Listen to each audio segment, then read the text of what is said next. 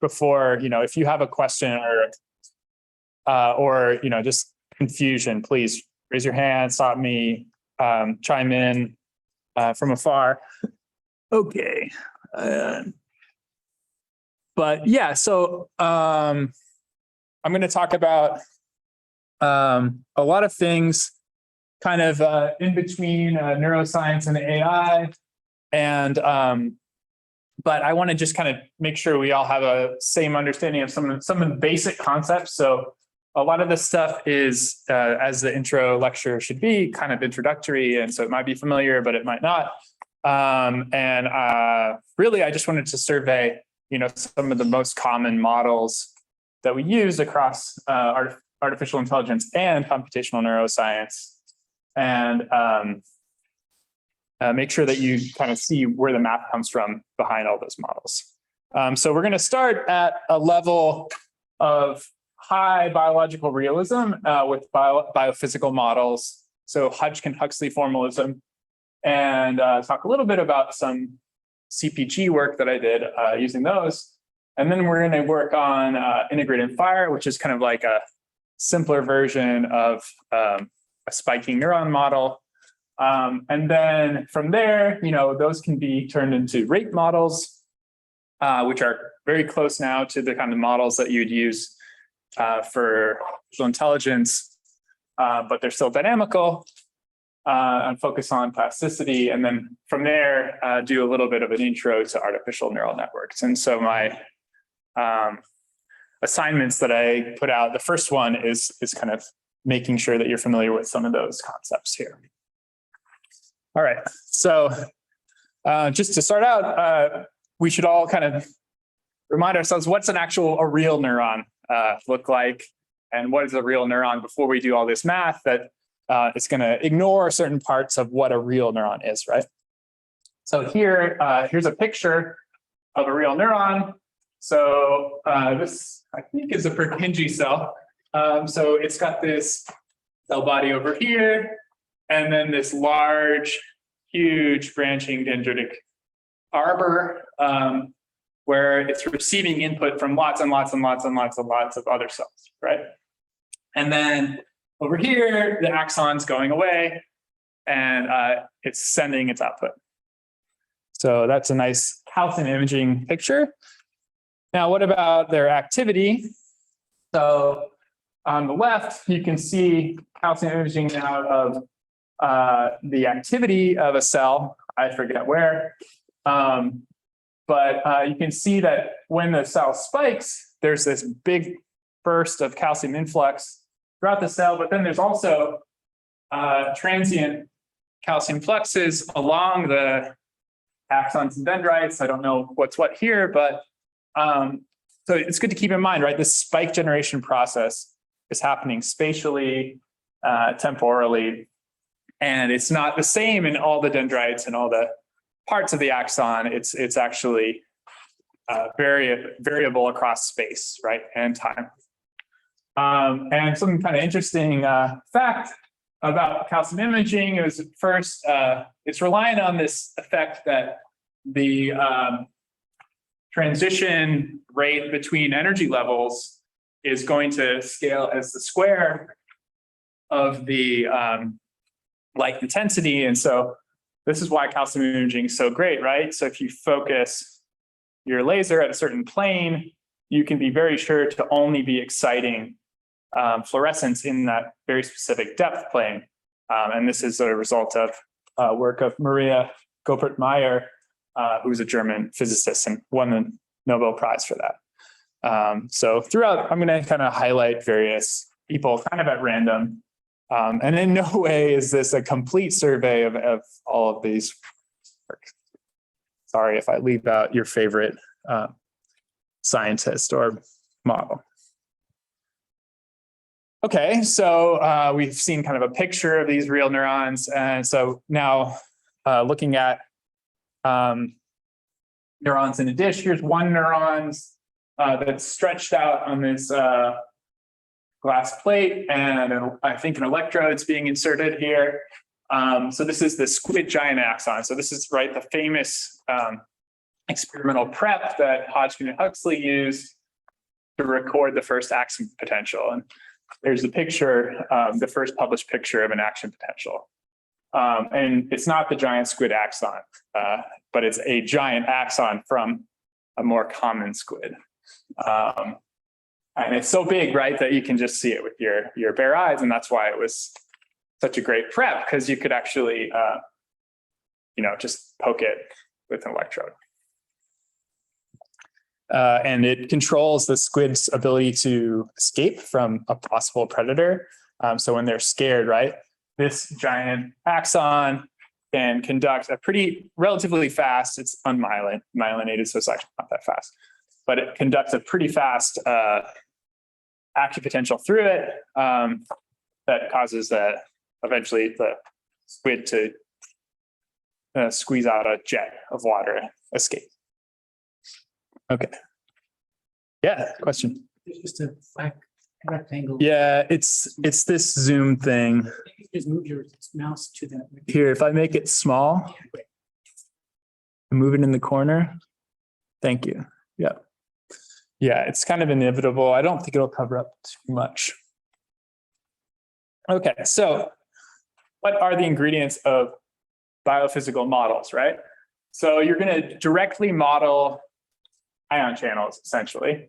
Perhaps some pumps, sodium potassium pump, perhaps intracellular processes of all kinds of different types.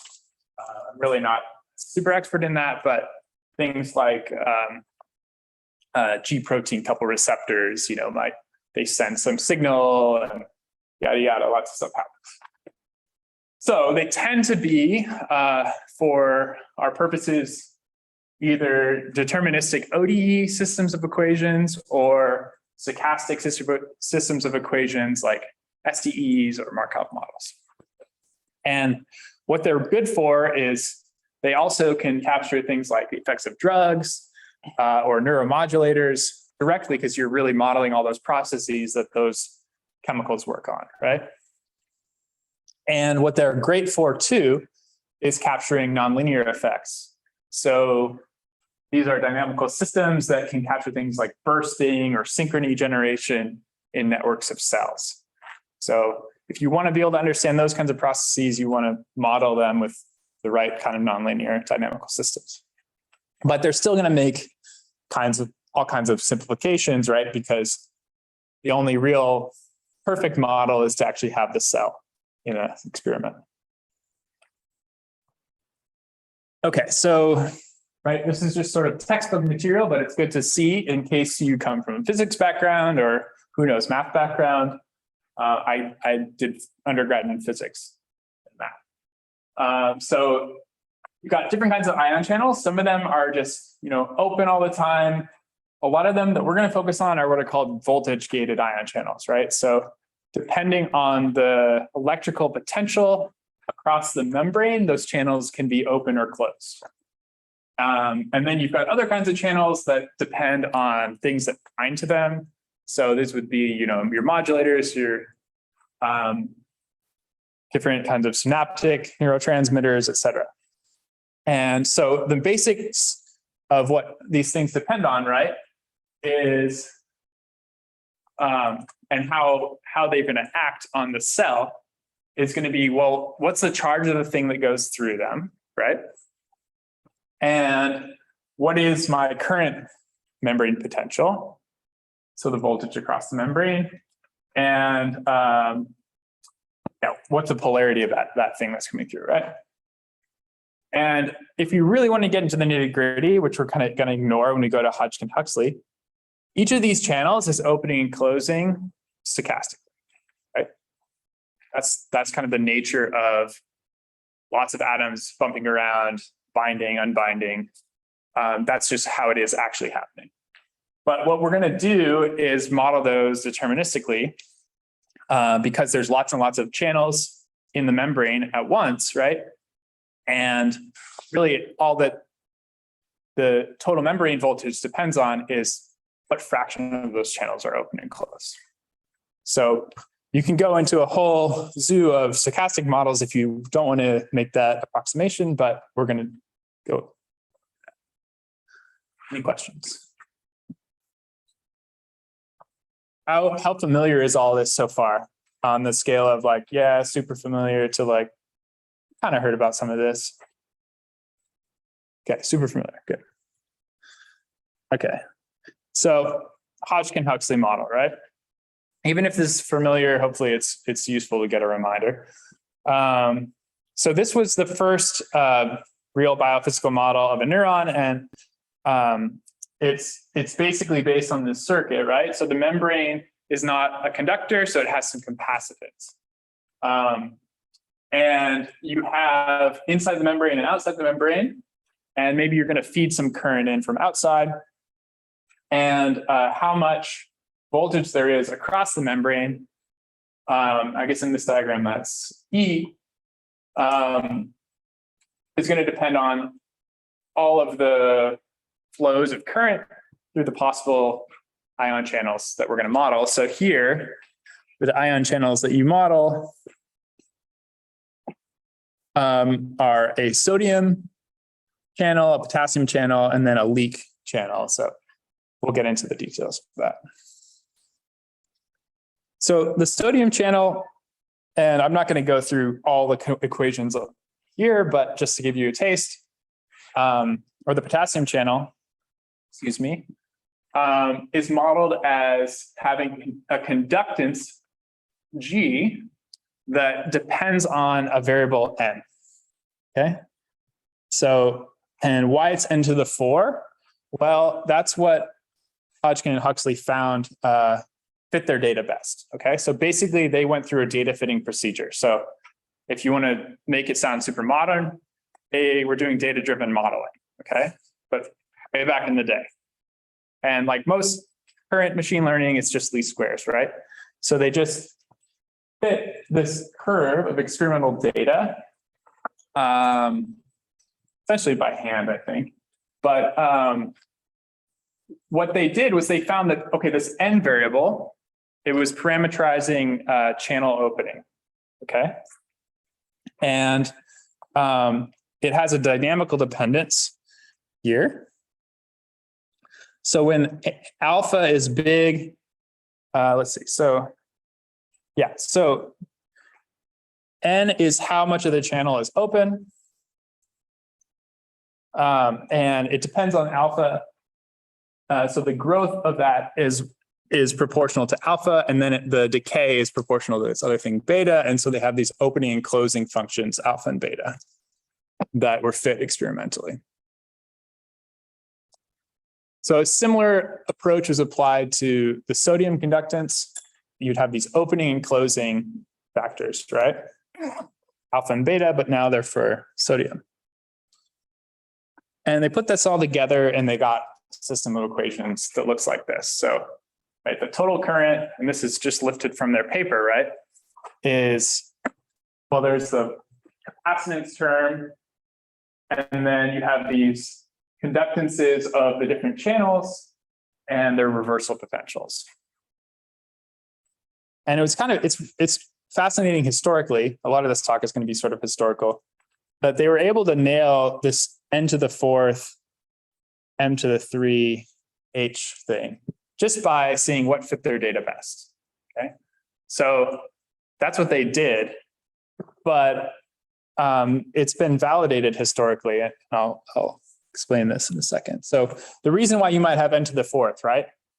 I'm going to go to my notepad here. So who's heard about an SIR model for epidemics? Anybody? A couple people. So an SIR model is when you have susceptible, infective, and removed people in a population. So you're trying to model a disease spreading through a population. And the rate of change of your infectives, so how many people are getting infected, new infected people per time, so let's say it's COVID or something, you model that as proportional to the susceptible people coming into contact with an infected person. So S times I. And then let's see. So, and then minus some rate at which they're turning into removed people, basically, which means they're either got better or they didn't get better, but they're not infective anymore. So it's the same math underlying this. And you can see that as a deterministic limit of those stochastic equations we were talking about. But these n to the fourth means that you have 4 different molecules or atoms or something that have to come together to cause that channel to open up. And that's been validated later. Yeah. There were 4 subunits in the protein. Yeah. Yeah, I think that's it, right? Yeah, thank you. So this is a picture of that protein actually over here on the right. It has these different subunits, and they all have to be, I think, bound with some sort of like calmodulin or some sort of like activated calcium that's voltage dependent to open up. So what was great about Hodgkin and Huxley was they created this great model of the action potential. One of those curves is experimental data, and the other is modeled that was able back in the 50s to predict the shape of that action potential and a bunch of other properties about it, like the after it fires, that there's this delay where you can't fire, et cetera. And the way they did this was by numerically integrating that system of equations with this type of device. So nowadays you would use ODE int in Python or something like that. And like we were talking about, the 4 subunits of this channel structure, which was only, I guess the sites got cut off, but this was, in the early 2000s, this was finally imaged, were predicted by them just based on their data-driven modeling.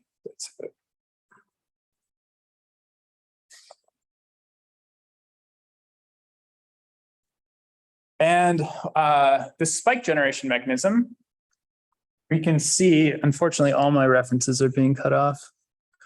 Oh, well. We can see as, actually, what I'm going to do.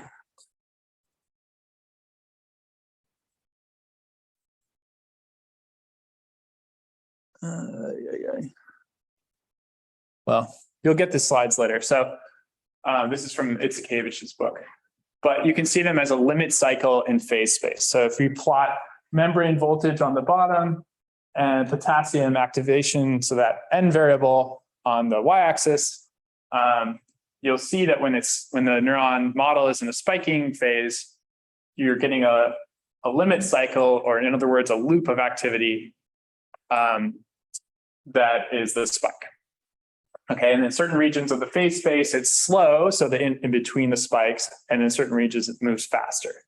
And this can all be understood with dynamical systems theory and bifurcation analysis. Okay.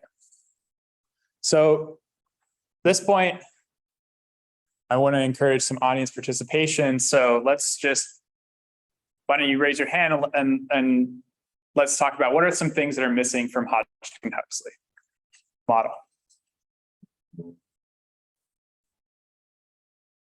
And then I will get this up for. Yes. Synaptic currents? Synaptic currents, yes. So an example of that, like, why should we care about synaptic currents? The neuron would get some input from somewhere. Yeah. So inputs from other neurons. What else? And folks in Beijing, if you can chime in audibly, that would be probably easiest. Yeah. Adaptation current maybe, or something like that. Okay, yeah. So like adaptation, are you thinking about ion channels that adapt? Sure. So there's lots of other ion channels, right? Besides sodium and potassium, these basic ones. Yeah. Guess there's no pumping, it's a longer time scale thing, but it's not. No pump, yeah. And that's like the sodium potassium pump. Yeah. Uh-huh. At some degree, like structure of the neuron, like different neurons have dendrites, and that could sort of change the picture. This is a big one, yeah. So structure, right? We just modeled the neuron as a voltage over time. But neurons have different voltages at different places, right? So this is a point neuron model. There's just one variable that describes that neuron. Well, a couple variables, but it's basically a patch of membrane. Others. Spatial structure.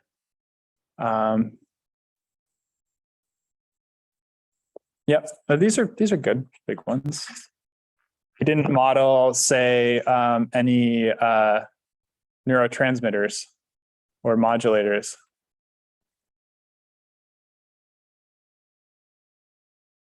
So in other words, we only boiled it down to this patch of membrane with 2 channels and a leak, basically.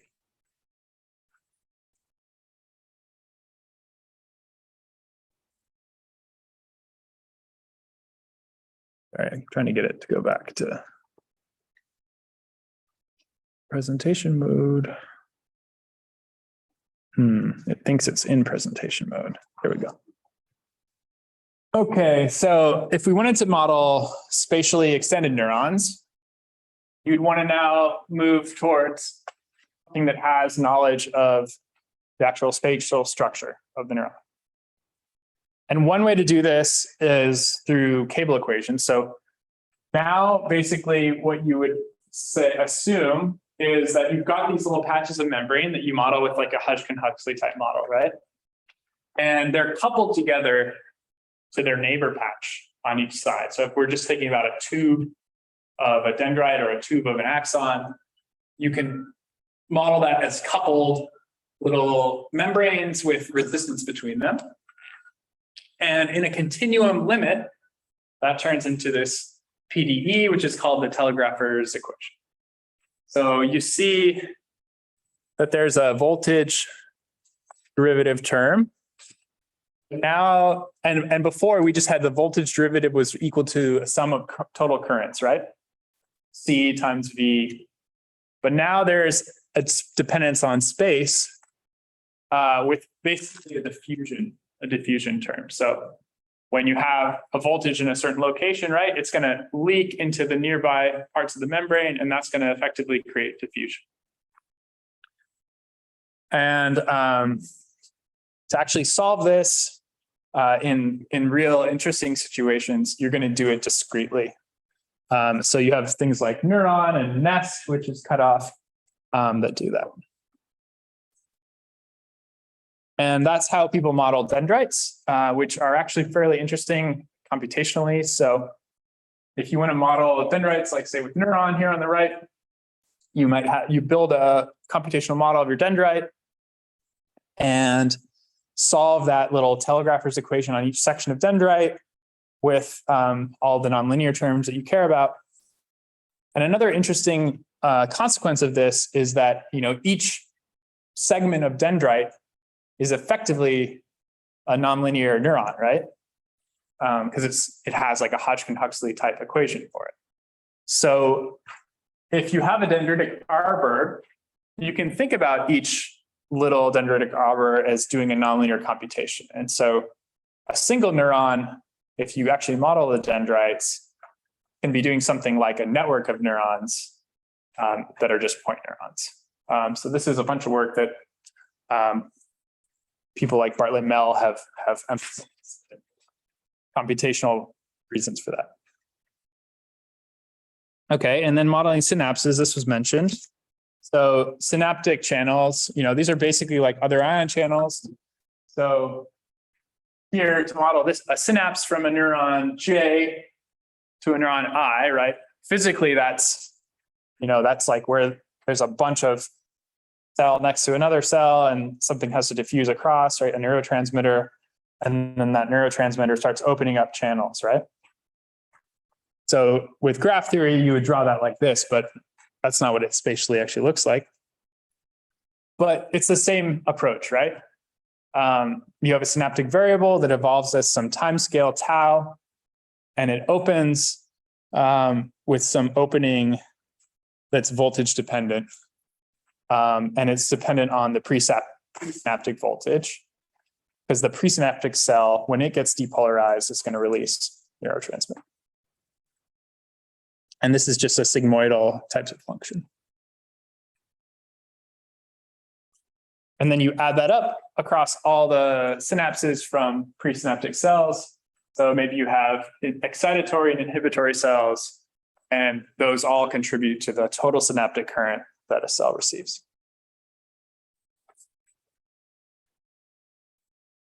Okay, so how this might be useful. So one interesting area where biophysical modeling really is important is in pattern generation. So this video, which you can't hear the sound, I guess I'll ooh, I'd better not do that. Well, what's happening here is there's this crab, and researcher is putting a little fake crab in front of it, okay? And this ghost crab is territorial, doesn't like having the fake crab poked at it. So it gets aggressive and like claps at it with its claws. But what you see in the spectrogram down below, it's very blurry at this resolution. But you see here, there's actually this like grinding that it does with its stomach to scare away the other crab, the fake crab. So these crabs, besides clicking at and like trying to grab their enemy, they also like growl at them with their stomachs. And that's controlled by this stomach pattern generator called the somatogastric ganglion. Eve Marder, who's shown here, is famous for studying this. So she's a computational neuroscientist. And this ganglion, it generates this pattern of activity that lets this crab grind up its food and do these aggressive displays. And I'd recommend you read her column in eLife. It's really interesting about life as a scientist. And she's also done a lot of interesting work about the robustness of this system to different kinds of designs and stuff. There's also a central pattern generator for breathing, known as the Pre-Butzinger complex. And breathing, right, is something that we all have to do periodically for our whole lives, probably. And what you see when you look in there is there's lots of different cells, and some of them fire these bursts of spikes when you breathe in, and some of them fire their bursts only when you're breathing out, and they're much weaker bursts. So a big question in people that were studying this was, well, why are this area is really generating the in-breath, so the inspiratory rhythm. Why would you have these cells that are expiratory at the same time? So with biophysical model, you can get at this. And this has extra currents that Hodgkin-Huxley doesn't have, like a persistent sodium current that generates bursts. And it was hypothesized that there was this particular circuit that gave you the expiratory phase of the rhythm. So you'd have basically a group of cells in this other nearby area called the Butzinger complex that fired in the expiratory phase, and that was important. But we were interested in, so this is like getting into a little bit of my research, in the fact that, nobody, this is just Ramon and Cajal, but if you actually look in that brain area, you don't see necessarily any sort of circuit there, not obviously. So it turns out that if you just make a network of biophysically realistic cells and connect them together randomly, so there really is no circuit at all, but it's important that it's sparsely connected, you can get things like expiratory cells shown in the second row here just due to the randomness of the network and by chance. By chance, they tend to get inhibited basically by the inspiratory cells, so they don't fire during that main part of the rhythm. And so we were able to explain this observation of these expiratory cells just as an effect of randomness. Okay, so you got lots of trouble though with Hodgkin-Huxley style modeling, which is kind of due to its richness, lots of possible channels to include, many timescales to include, which means that numerically integrating them could be costly. It's going to take a really small time step. So just recommendation, if you do this kind of modeling, you want to use like something sophisticated that's off the shelf rather than coding your own method unless you really know what you're doing. And it can also be hard because these tend to grow into large dimensional linear systems of equations to understand the mechanisms of what's going on, because you have to deal with lots of variables at once. Okay. Any other points people would like to make at this point? How many of you actually, oh yeah. Is there any intuition a bit more for how the randomly connected network cells really put like an insulator? In the last thing I showed here? Yeah. An intuition? Well, okay, so if it was all excitatory, what would happen is all the cells would start bursting in this inspiratory breathing in rhythm, and they would all be synchronized, but fairly well synchronized. And what happens is as you start to add a little bit of inhibitory cells, those cells on average are going to tend to get synchronized into that main rhythm. And so they'll fire with the main rhythm, but then their postsynaptic neighbors will get inhibited during that main rhythm. And so they're kind of driven away from the main rhythm. So you kind of get a biphasic rhythm out of that. Yeah. Okay. But like certain, if there's like enough excitation or something, but not too much.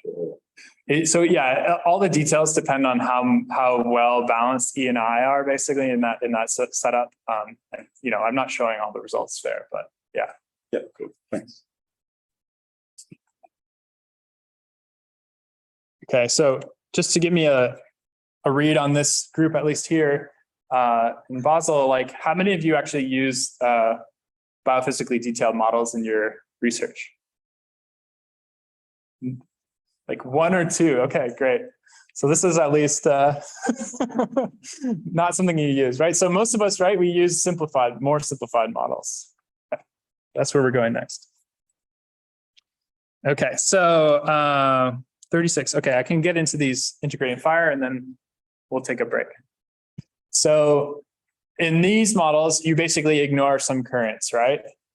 Typically, it's just the spike generation currents. So those Hodgkin-Huxley sodium potassium currents that generate the spike, you're going to ignore. And you model those as discrete events.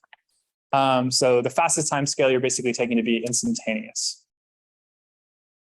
And I like this paper from the Allen Institute from 2018, where they showed that you can model like pretty much any neuron in their data set with a generalized leaky integrated fire framework. So they were very well able to capture all of the spike timing and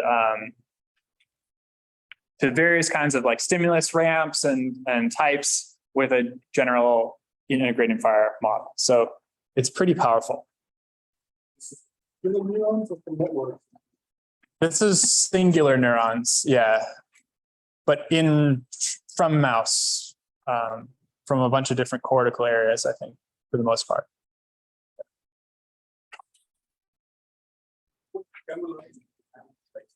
I think you'd have to look it up. So they call it glyph, but it's got more than one variable for the there's more than just a voltage variable. So there's like an adaptation variable, and I believe there's there's sorts of like after spike mechanisms that are applied as well. But yeah, you'd have to look it up to see the deets.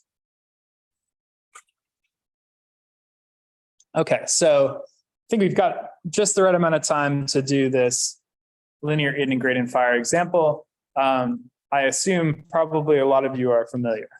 So with this type of model, say, okay, I've got my voltage and it's basically following, up to the form of the constants, a leaky membrane type of model, but without the nonlinear spike generation parts, right? So if I look at this equation here, my voltage is just going to linearly, the rate is going to decay to this value B, right? That's a fixed point, more or less.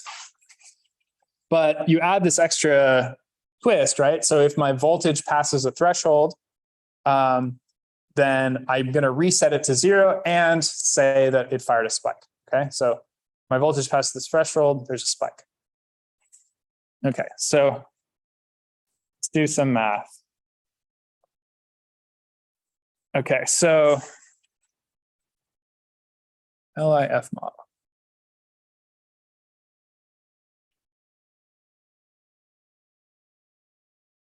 All right, so I'm going to draw a picture of that dynamical system here. On the y-axis, I'm going to plot the voltage derivative. On the x-axis, I'll plot the voltage. And we have that this was equal to B minus V, right? So one example would be I have this B parameter, say equal to 2. Great that we're getting a thunderstorm. I don't get these much in Washington. Okay. And so my right-hand side of the ODE looks like this, right? Y-intercept it's B and going down with slope 1. So, okay. My time derivative is going to be 0 at this point, right? So the V dot is 0 at what I'm going to call V star. And this is my fixed point. So it means if I get there, right, my dynamics are not going to change. And this is going to occur when V at V star equals to B. So in general, right, if we have any vector field in one dimension like this,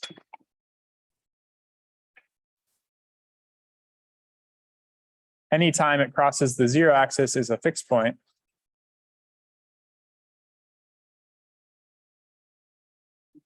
Hodgkin and Huxley. Yeah, Hodgkin and Huxley are angry. Why is it linear? We hate it. This one's not linear, at least.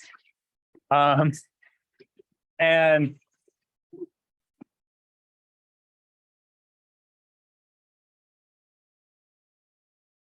where the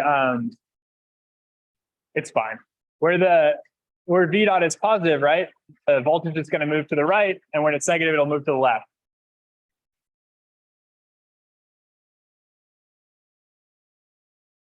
So if this is my right-hand side, I'd have this as a stable fixed point, this is an unstable fixed point, and this is another stable fixed point. Okay, so my LIF model is always going to be stable because the slope is negative.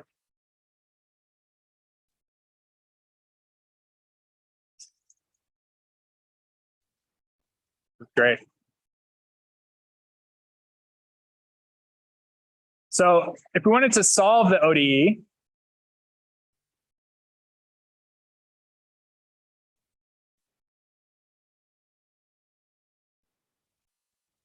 the way we would do that, well, we'd have to integrate it somehow, right? This is one of those ones that you do in your ODEs class, and it's not too bad, right? So this one we can separate variables. So I'm going to move this over.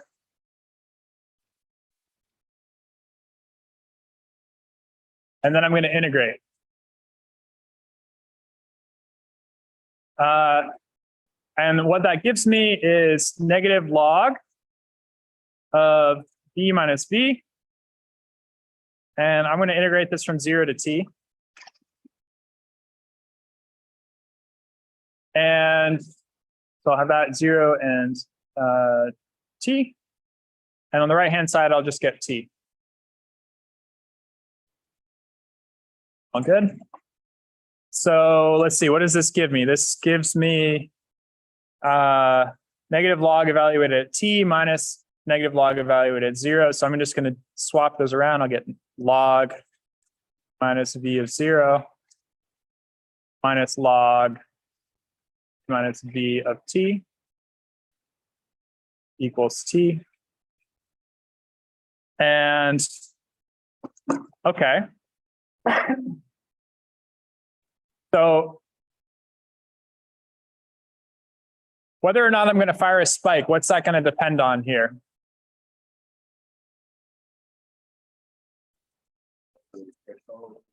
The threshold. Yep. So where should I put my, if I wanted to spike, where should my threshold be? Yeah, below the stable point. So we could have the threshold here. It's going to integrate up to it and spike, right? If it's over there, it's going to be bad, right? Whew, I got thrown off by all that loud rain.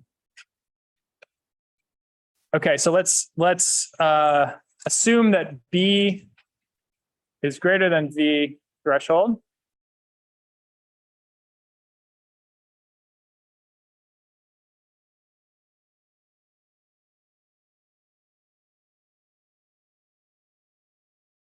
And if I plug that in as V of t, so if I want to say my voltage at time t is equal to the voltage of the threshold, and let's just assume for convenience that V of 0 is 0. This is going to be the time it takes to go from 0 to firing your first spike, right? So you get that the time of your spike is going to be log B minus log B minus V threshold. And I could combine these and I get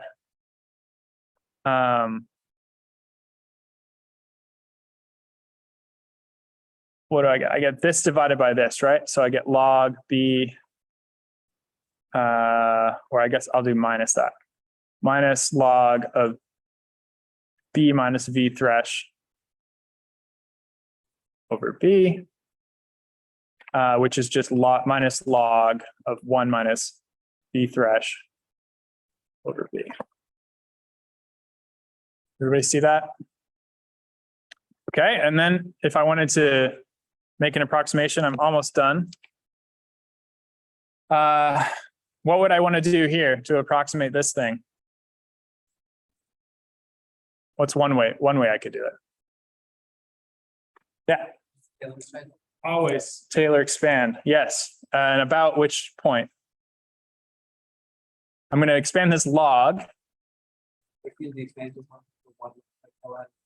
About 1, yeah. So near 1, right? So what I'm going to assume is that basically, you know, this term is not very big.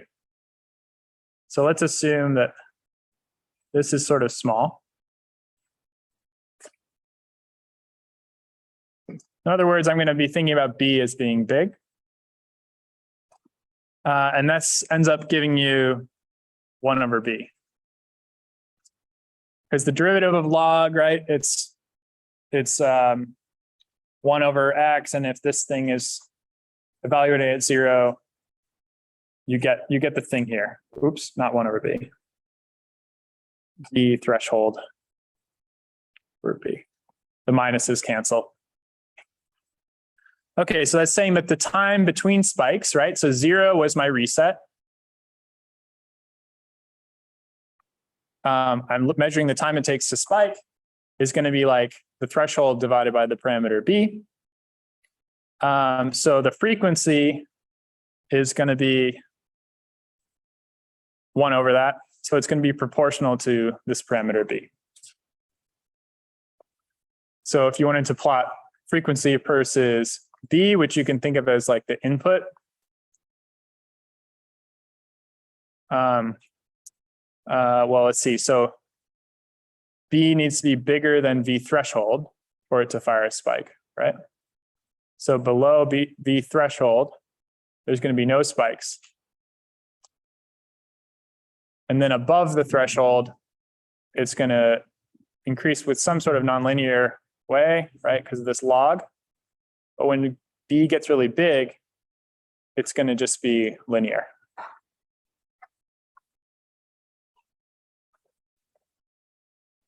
Everybody see how that went through? Okay, so we'll take a break, but this is basically what I want you to do for the quadratic model on your homework. So if this is useful to you, go for it. See you in a few minutes. Thanks. We can start at the. Because the tank at the top, right? It fills up slowly with water, right? So it's leaking. There's current that leaks in, and it integrates that up. It adds it up, and then at a certain point, some mechanism kicks in, and you flush, and it resets. So this is a joke that's been made many times. This is from Itzikevich's book. But I've heard Bart Ehrmantraut tell it as well, right? So there really is no spike mechanism. And that's just how it is. All right, so we've made it halfway through at this point. So next we're going to talk about rate models and plasticity. Okay, so this is our first sort of what I would say fits my definition of what an artificial neuron model is. This is known as rate coding, right? So everything is going to be captured by the firing rate of a neuron, which is some number greater than 0. So spikes per second, right? And the basic idea is that the firing rate is a nonlinear function of some bunch of input currents that you get. Okay. Often those get turned into an equation that's like this. So I have some time scale tau, which you could ignore, but I have some system of equations for some variables x, each one for a neuron, right? And they have some tendency to leak back towards 0 here. So 0 is kind of like your set point. And then a neuron receives input from other neurons that's weighted by a matrix J. And then G is some parameter that's kind of allows you to scale the strength of all the connections at once. So question for you, what does X actually represent in these equations? So firing rate of a neuron is H of X. What would X actually be here?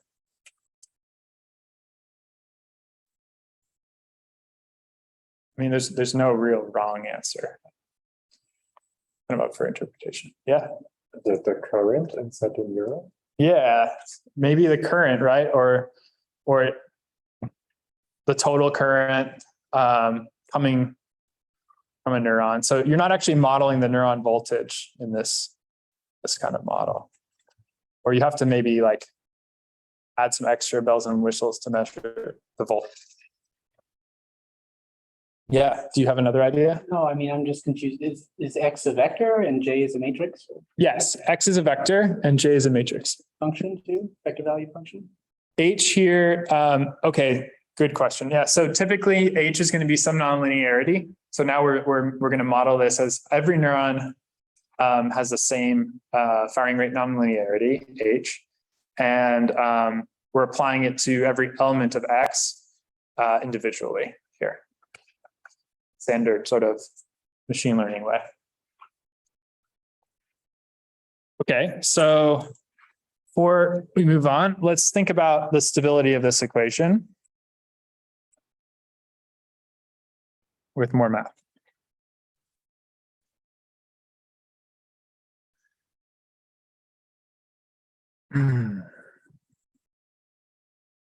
So the equation was, I'm going to drop the tau and I'm going to put vectors on my x's to be clear. So dx dt is minus x plus g j, not x, but g h of x. And since our we're decaying back towards zero, we're kind of thinking of zero as kind of like the fixed point or the set point of the neuron. So we're going to think that our h function here looks something like, we have our nonlinearity, but it only kicks in after the threshold of zero. So there's your h function. Okay, so here's my system of equations. So first thing to do when you have any sort of dynamical system is you look for the fixed points, right? That's what we did last time. So let's set this equal to 0. And then we solve for where this has any fixed points. Well, there might be lots of fixed points, right? It's n-dimensional system of equations. We've got a nonlinearity. But plugging in x equals 0 gives one of them. So if I set it equal to 0, oops, this new pen, that term goes away, that's equals 0. And if x is 0, h of x, we said the 0 was where the nonlinearity kicked in, so it goes from 0 to some other number. So it'd also be 0. And so you get that 0 is a fixed point. So the vector of all zeros is a fixed point. Right? All right, so in 1D, we had to just look at that picture and we could see the stability of the fixed points, right? So in n dimensions, what you'd want to do is look at the Jacobian. So let's do that. So we have a system of equations here. The right-hand side, I'm going to call f of x. And the stability, the linear stability is going to be determined by linearizing about the fixed point, right? So that's just looking at the Jacobian matrix. So we take df, this is going to be the Jacobian. So this is the matrix with entries that just have partial derivatives. So we have the ith entry of f with respect to the jth entry of x. Okay, so we'll take that and we'll evaluate it at our fixed point. Okay, so derivatives, now this is a matrix equation, so it's kind of complicated, but if I look at this first term, right, and I take d xj, it's only going to be non-zero in the jth entry of that vector, right? So that just gives me the identity matrix with a minus sign in front of it. G is a just some scalar, so it's going to pop out in front because derivatives are linear, and J is also linear. Okay, and now all that's left is going to be h prime evaluated at the 0, something like that. Yeah, h prime of 0.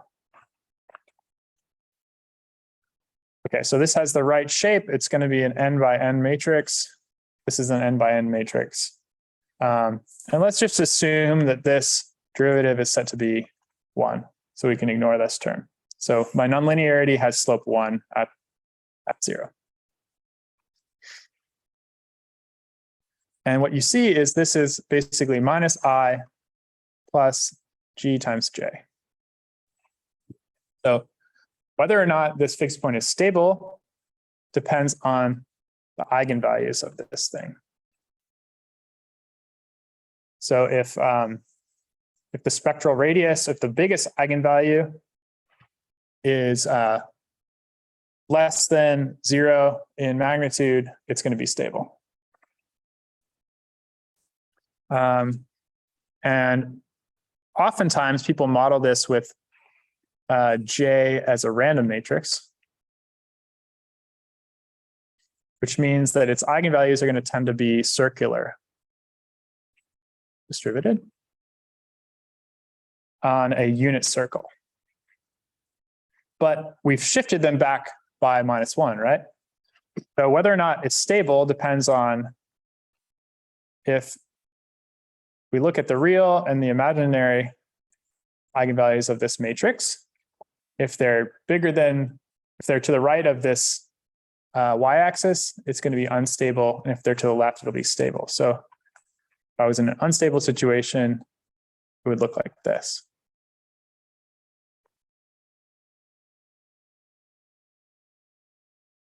So for a common family of random matrices, they're going to be circular law with radius 1. So in other words, G is going to set the radius of this circle here. So this is going to be a circle centered at -1 with radius G. By that, the questions. With excitation. Yes. So really for the circular law to hold, you actually have to assume that the entries are IID random from some distribution and the matrix is big. So in a sense, it's not following Dale's law. If you're interested in that, look at Rajan and Abbott's paper on. Yeah, it assumes you have constraints on the rows or the columns. Forget, it depends on the convention, but yeah. Yep. So what exactly was the circular law? I didn't catch it. Yeah, so I might as well state it. Circular law. This goes back to work by Ginevra, but the more modern work is Terry Tao and Van Vu, who proved it in general. So if you have a J random n by n matrix with IID entries, and the expected value of each entry is 0 with variance 1 over square root of n. So any distribution, doesn't matter what, as long as it has mean 0 and variance 1 over n, is going to have the empirical spectral distributions. In other words, the eigenvalue distribution of the random matrix that you sample. You have that ESD is going to converge in distribution to a distribution that's just equal weight on the unit circle.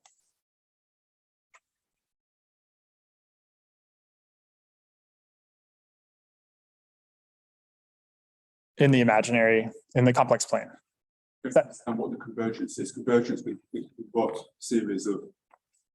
It's convergence in distribution. So the empirical measure. Oh, I forget the technical definition, but it's one of those standard measure theory type convergences. N getting very large here. You taking n? Yes, n to infinity. Yes. And this is going to occur with probability 1. So almost sure. Yeah.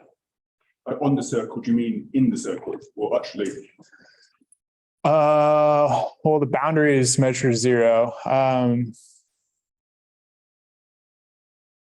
think within the circle. Yeah, I forget. I'm a little bit hand wavy here. Yeah. The questions in the chat. So, one is about the motivation of why the derivative of the non-linearity. Let's see. So if it's not one, I can absorb it into G, basically. So in a sense, this term is not that important. But I guess the other assumption is that H. Yes, that H of 0 is 0. That is important. But in a sense, yeah, these equations are basically like shifted already. So you can kind of assume that. And the other question was if H of X shouldn't be other vector than a scalar. Should H of X be a vector? Let's see. Right. So we'd have to look at the partial derivative of this term. So really, right, this term here, let's see. So Fi is going to be minus Xi plus G sum on J, Ji, J, H of X, J. And when you take the partial derivatives with respect to a particular, let's call this K then.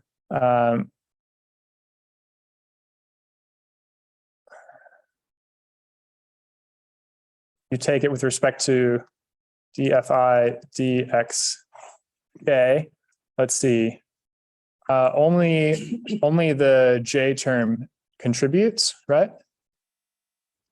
And so you'll have a bunch of stuff. You'll have the G, J, I, little j, H of X, little j. And so the only matrix showing up is this J matrix. And you evaluate this at that fixed point of 0. So it's always going to be, and this becomes a prime. Sorry for that. So this derivative is evaluated at that fixed point of 0. And so it's always H prime of 0. I think that's why I'm allowed to put this as a non-vector thing. There was still a question, how do we know the center of the circle? Calculation earlier. Yeah, so I have some matrix. Let's call it A, which is minus I plus little g times my J matrix. J has the circular law, but what's the law of this matrix A? Well, when I shift by a diagonal, it just subtracts from the real part. So if a lambda of A is an eigenvalue, it's going to be the same as some eigenvalue of J times G minus 1. If you're not sure of that, that's a good exercise with elementary linear algebra. Other questions from afar or near? Yeah. You need the J to be like a full rank. For linear stability, full rank. I think so, technically, yeah. Yeah. Otherwise, you have to look at nonlinear stability. But it'll be full rank with probability 1 if J is drawn from this distribution.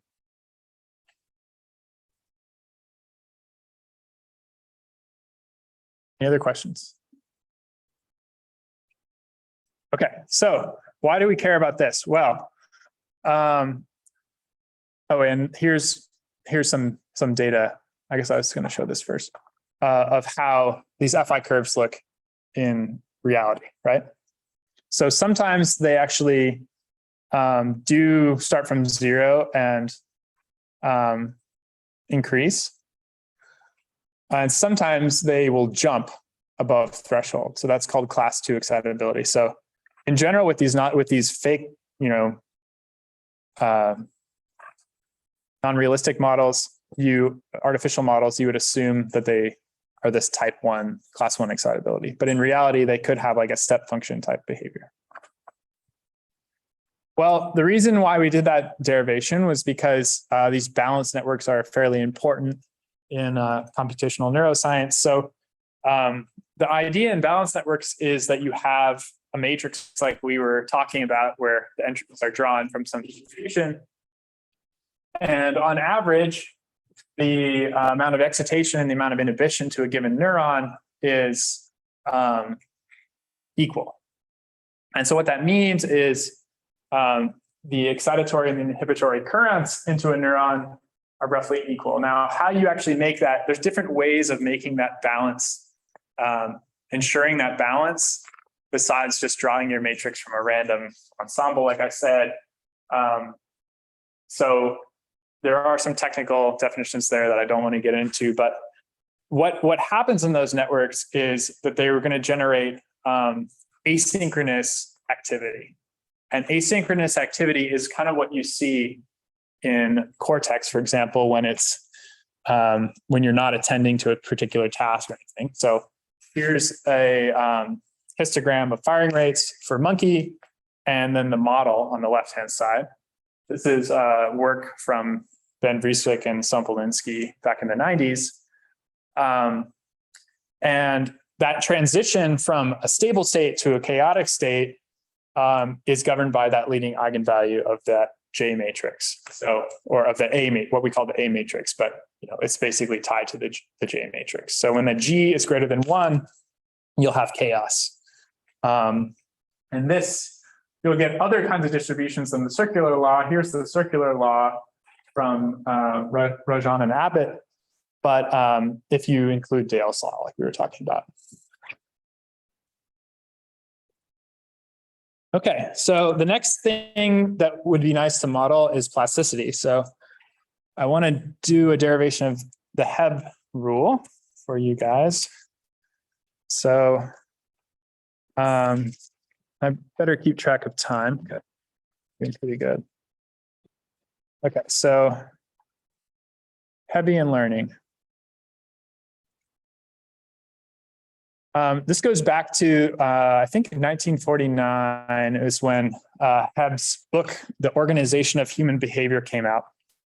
And he introduced this idea of neurons that fire together are going to tend to increase their connection strengths. Okay, fire together, wire together. And how is that modeled? Well, he basically took, we have our nonlinearity, and he linearized it. All right, so he's going to this model applies to linear. It doesn't also apply to nonlinear, but we're going to assume a linear neuron response. So the idea is that the neuron's activity at a time t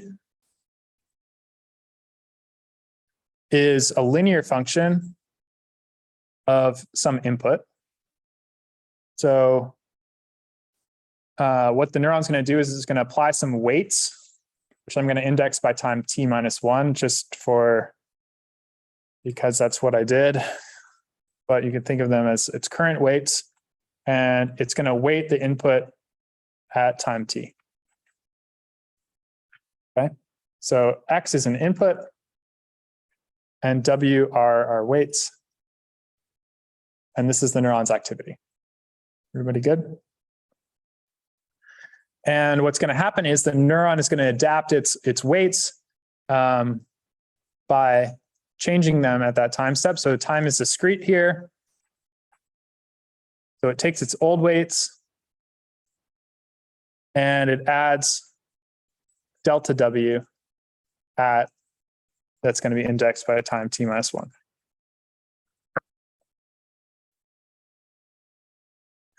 Okay, and how does it figure out that update?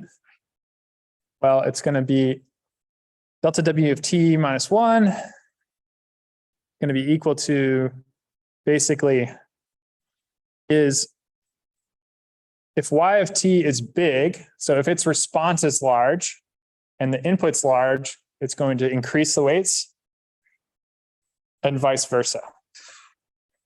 So it's just to take the product of the response and the input. Not W, X.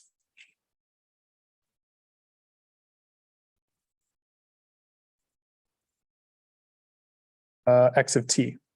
So the input times the output. And in some variants, you can add step size. But the original versions usually just have that equal to 1. Okay, so this is Hebb's rule, what people often call Hebbian learning.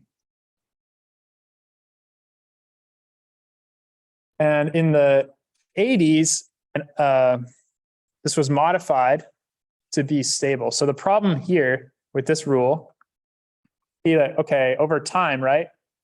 I keep adding these delta W's to my weight, right? And so it could just grow forever. And that is what will happen with the default Hebb's rule. So you can add a variation to this which was introduced by, I'm probably mispronouncing his name, but Oja in 1982.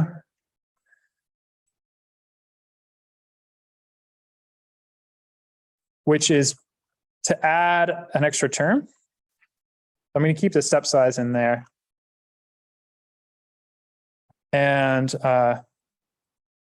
you can think about collecting them like this. And instead of just multiplying your activity times X, you're going to multiply your activity times X minus Y of T and the weights at the previous time step.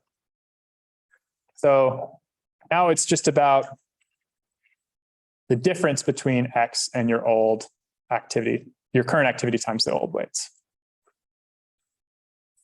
This can be seen as an approximation of Graham-Schmidt in a certain sense, which is a way of orthonormalizing a matrix. Okay, so this is a way of stabilizing the dynamics.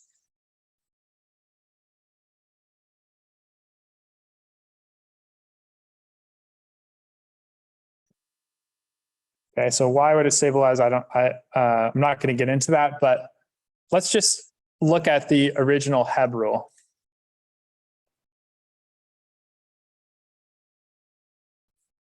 And what I want to explain, so if we call our covariance matrix C, the expectation of X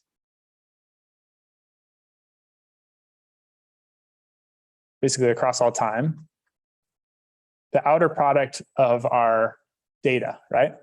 The covariance matrix is always this outer product of your data, the expected outer product. And these are centered. Okay. The weights, as t goes to infinity, are going to be proportional to the leading eigenvector.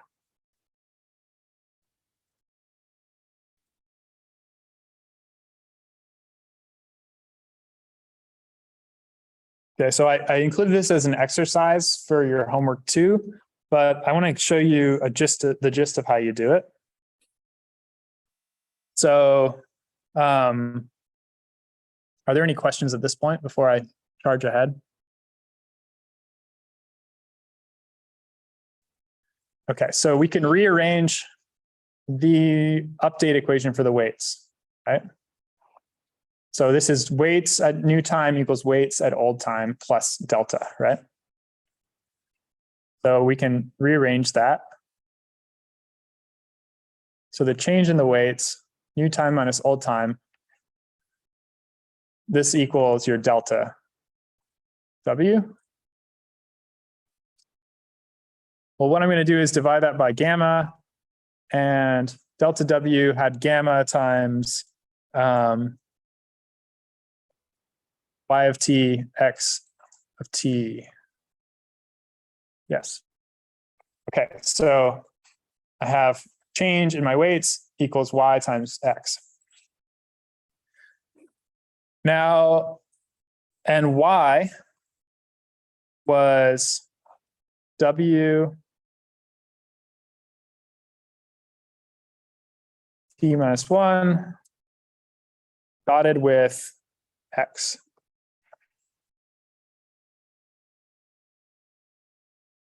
So this term here is a scalar, right? It's an inner product between two vectors of the same size, and this is a vector. So it's going to be the same as if I do the inner product in the other order. So, and I'm going to move the vector over to this side to be evocative. So I have x of t, it's my vector from before. And then this term in the parentheses is the same as x of t transpose, hitting w of t minus 1. Right? So this is kind of like my covariance matrix, right? Except the covariance matrix, I have to take the expectation over all the data. And then this is my w vector. So if you turn this now from a difference equation to a continuous equation, so if we think of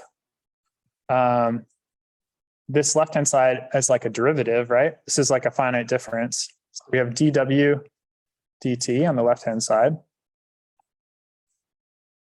This is going to be equal to x of t transpose, right?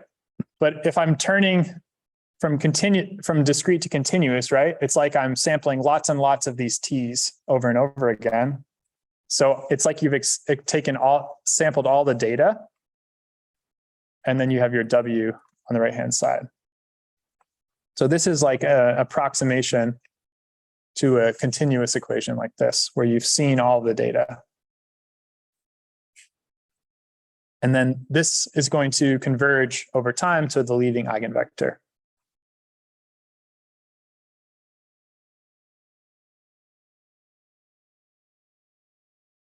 of C. Questions? I know I've skipped a couple steps. If you want to be mathematically rigorous, you have to explain how you're doing this discretization, changing from discrete to continuous. But I mean, of course, I've seen this before, but I always wonder, like, how realistic is that assumption that you see all the data at each time? well, so if we actually have a finite data set, right? A data set of n data points, and we're taking t to infinity, eventually you'll see all of the data, right? So you need to say like, okay, like, well, this is like a continuous equation now. So you will have seen all of that data in an infinitesimal amount of time, right? So Well, that's kind of the assumption. yeah, you can do this in a discrete way too. It's just more messy. There's more. Terms across the data, yes. Yeah. You can turn this into a series, a product of matrices. There's a couple ways. Yeah. I think there's a question in the chat, but I want to open it. I have a question about the Hebbian learning. Is there a loss function that Hebbian learning want to mimic? I don't know. Is there a loss function? But it's divergent, so it would be a strange loss if there is one. I'm not sure. Any other questions?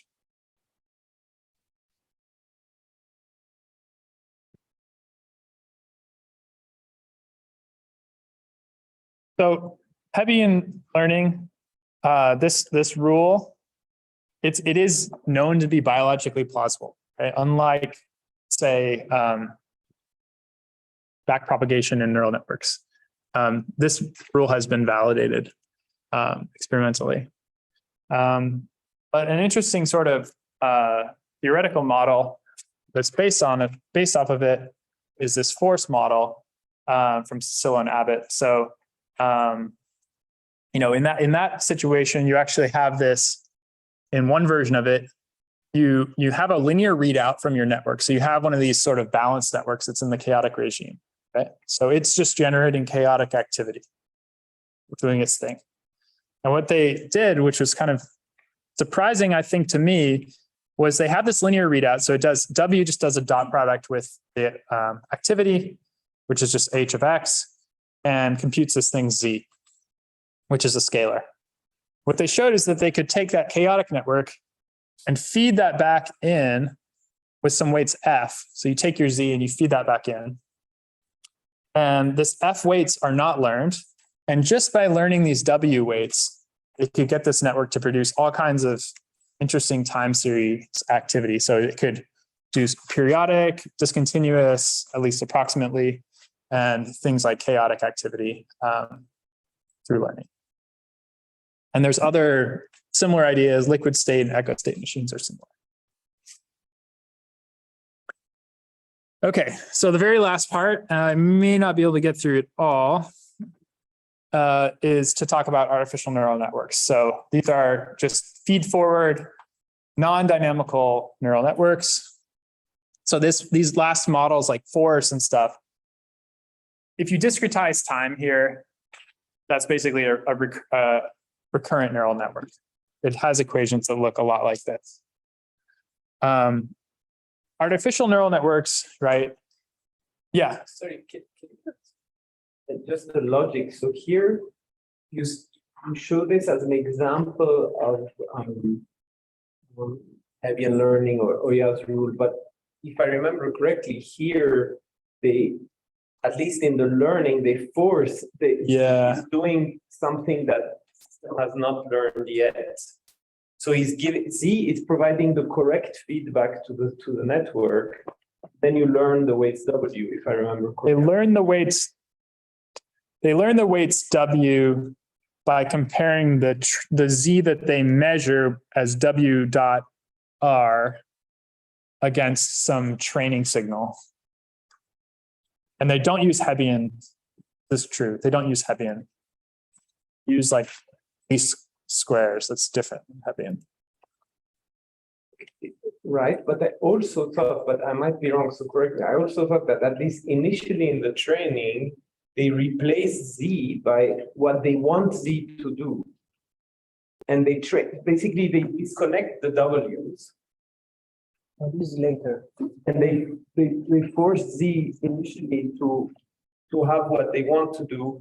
Then they train W with the correct feedback that comes from the final Z that we get, because they put it in artificially. That's why it's work. It's work. If I remember correctly, so they're actually putting in the signal that they want to learn, and they do least square minimization in the presence of that signal. I guess that they have two models. One they don't. They have a couple, they have three. In the original paper, there's three models, and this is like the simplest version. And I didn't read it that carefully again when I just reread it. I thought you needed that, otherwise it wouldn't learn.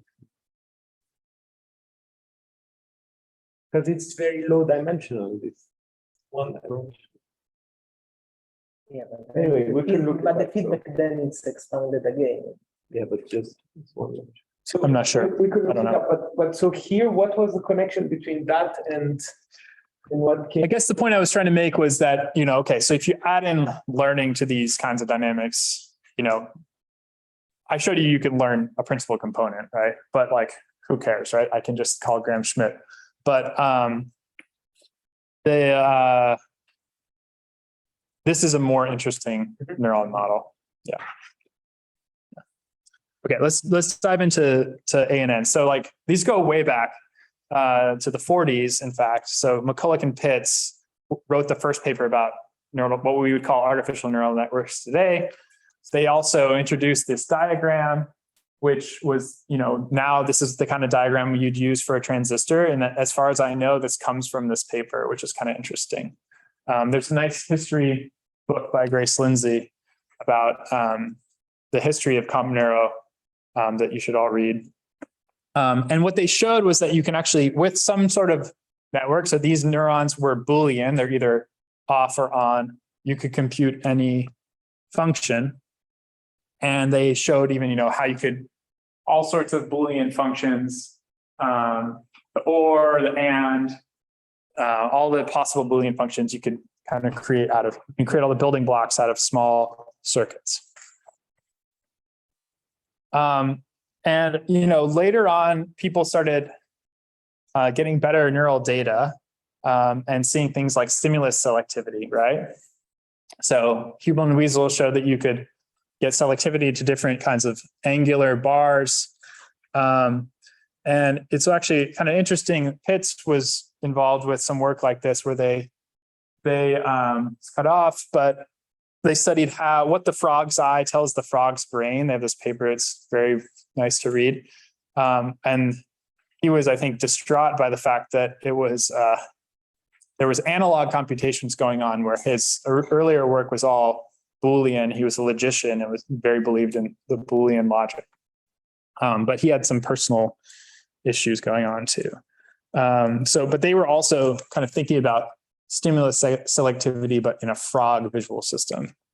The earliest learning algorithm that we would call an artificial neural network learning algorithm was this perceptron algorithm. And I think we'll have time to get through that. When should I stop? Now? So the stuff we had three, but Oh, okay. normally we leave some time for questions and answers before, but if I would prefer either. If you want to continue, we can integrate questions. I think maybe that's the most, is that? So, okay, here's what I could do. I could do a derivation of, there's the perceptron learning rule. What's people's familiarity with that? Who's like, raise your hand if you're like, I've seen this, I don't need it. Okay, I think people would like it, maybe. Which is kind of like, gets you towards gradient descent in modern neural networks. So that was kind of the last math thing I wanted to do. But yeah, if you have questions, ask, please. All right, so I think I can get through that pretty quick.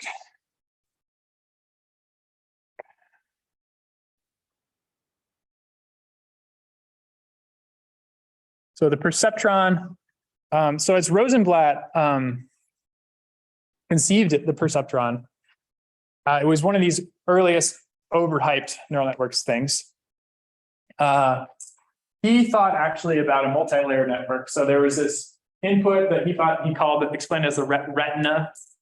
And so different pixels with different numbers in them.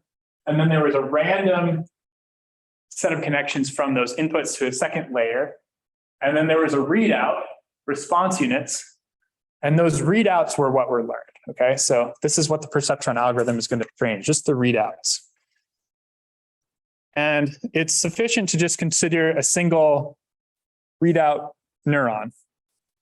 So the idea is this: you've got your X, that's an input. I'm going to index it now just with a subscript T. Okay, so this is an input to the network, and it comes now with a label, which we're going to think of as plus or minus 1. So this network is trying to do classification. It's trying to predict +1, -1, yes or no.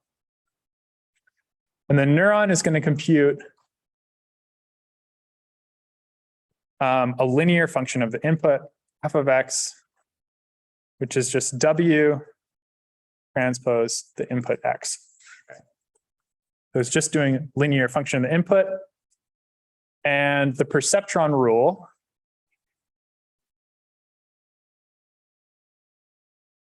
is that and then it's going to predict, I guess I should say, predict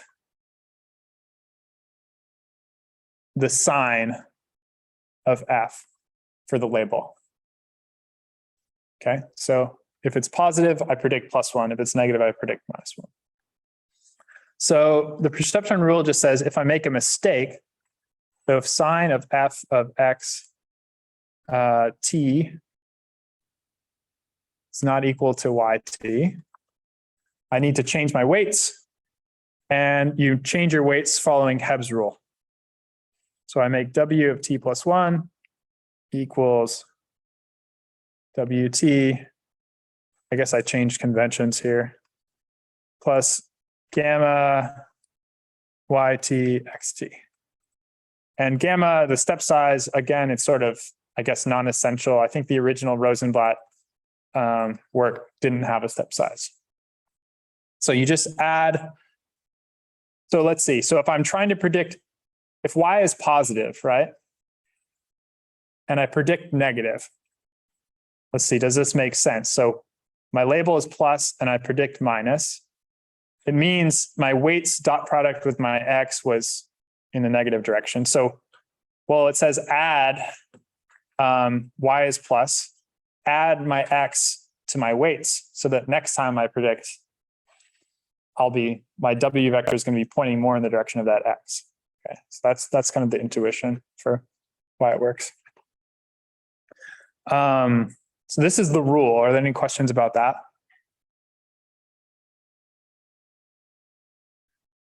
I don't have time to do this theorem, but I'll just state it.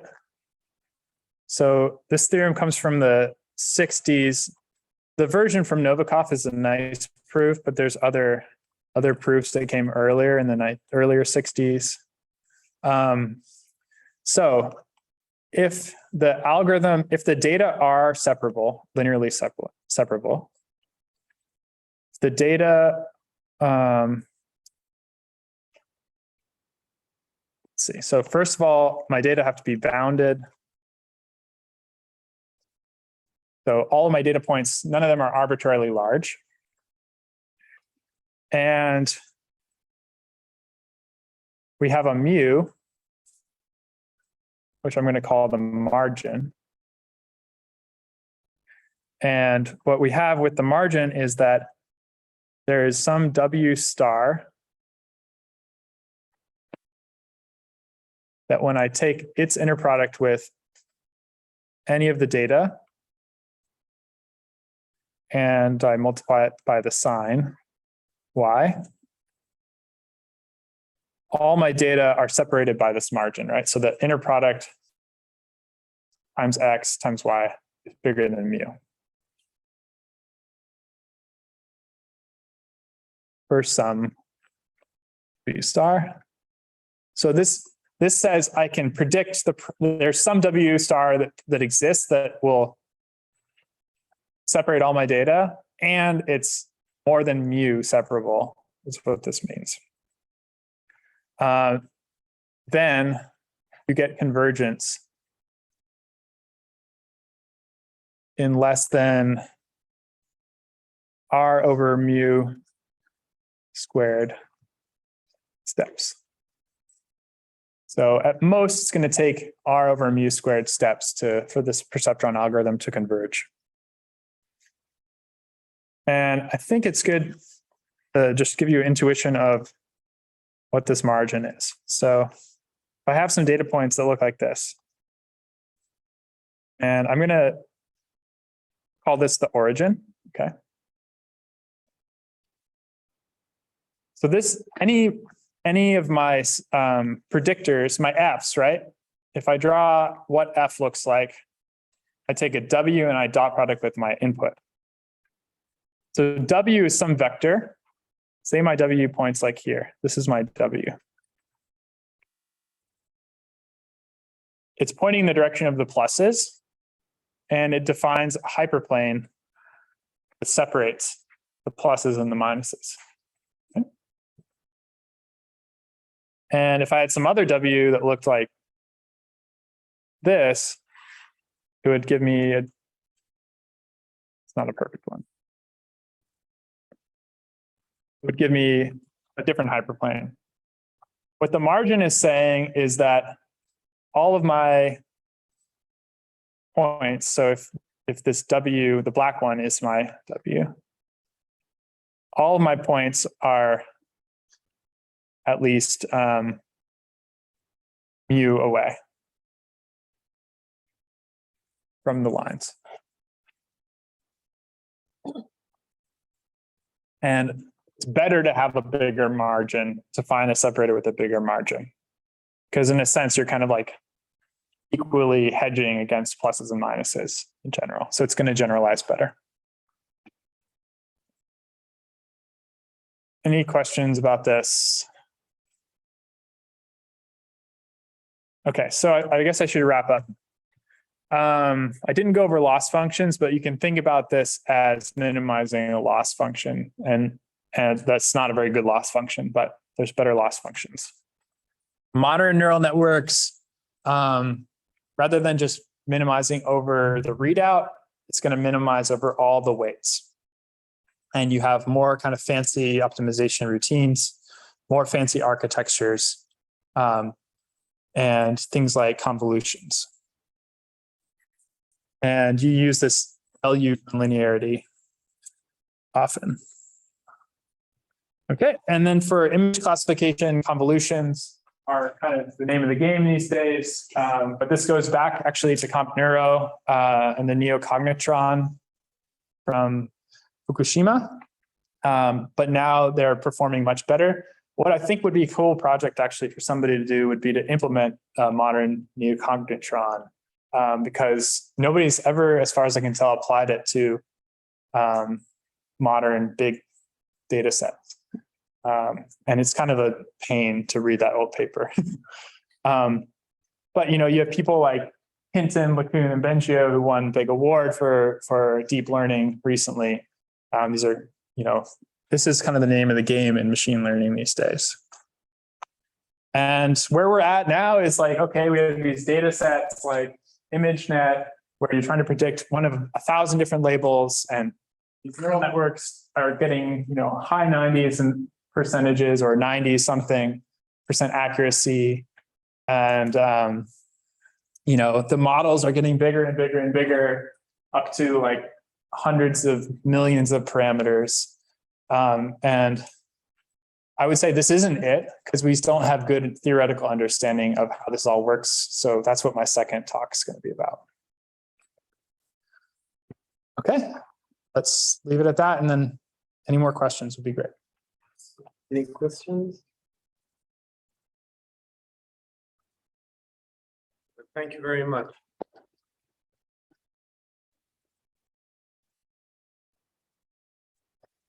Thanks.